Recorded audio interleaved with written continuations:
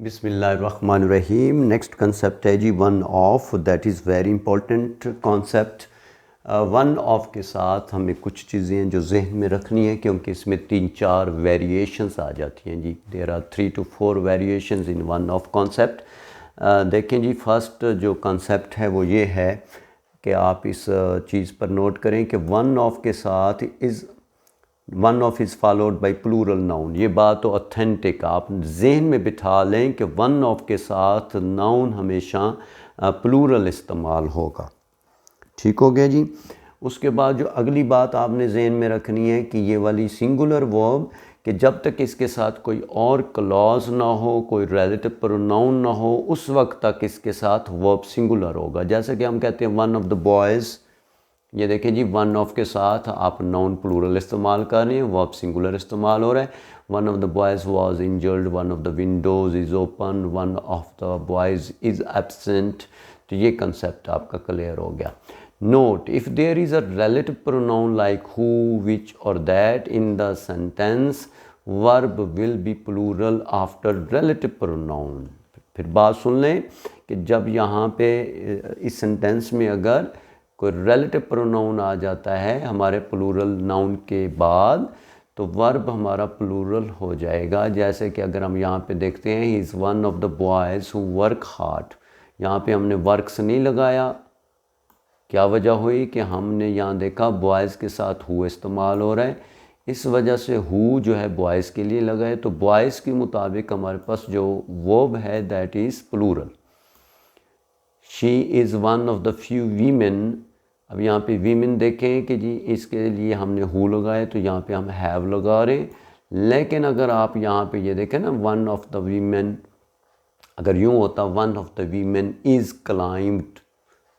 Climbed Everest, तो फिर अगर हम यहाँ पे हु ना होता और ये वाला कंसेप्ट ना होता।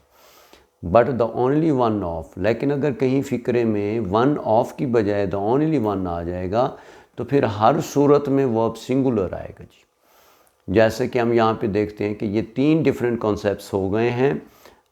ये बच्चे अक्सर क्या कर देते हैं, मिक्स कर बैठते हैं, तो इस वजह से इसको बड़ा क्लियरली अंडरस्टैंड कर लें। फिर भी इसमें कोई प्रॉब्लम हो तो आप इसको बुक में से भी रीड कर सकते हैं। He is the only one of the boys who gets position, तो यहाँ पे हमने गेट्स लगाया, हालांकि यहाँ पे भी प्लूरल था, यहाँ पे भी प्लूरल। यहाँ पे हमने सिंगुलर क्यों लगाया, क्योंकि यहाँ पे वन ऑफ था और यहाँ पे द ओनली वन ऑफ है। द ओनली वन ऑफ के साथ हमेशा वर्ब सिंगुलर आएगा। तो यहाँ पे भी वही बात हो गई, द ओनली वन है, इस वजह से मेंबर्स के बावजूद, हु के बावजूद हम इज़ इस्तेमाल कर रहे हैं। तो ये हमारा कॉन्सेप्ट क्लियर हो गया। नेक्स्ट देखते हैं जी इसको।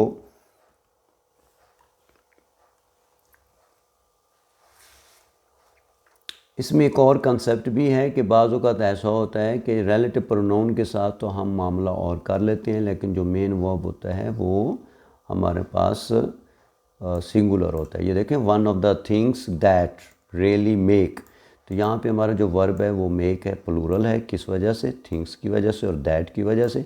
लेकिन जो मेन वर्ब है जो रिलेटिव प्रोनाउन के बग़ैर स्टैंड कर रहा है वो इज़ ही है, क्योंकि वन हमारा जो हेड ऑफ द सेंटेंस है that is one, due to this reason.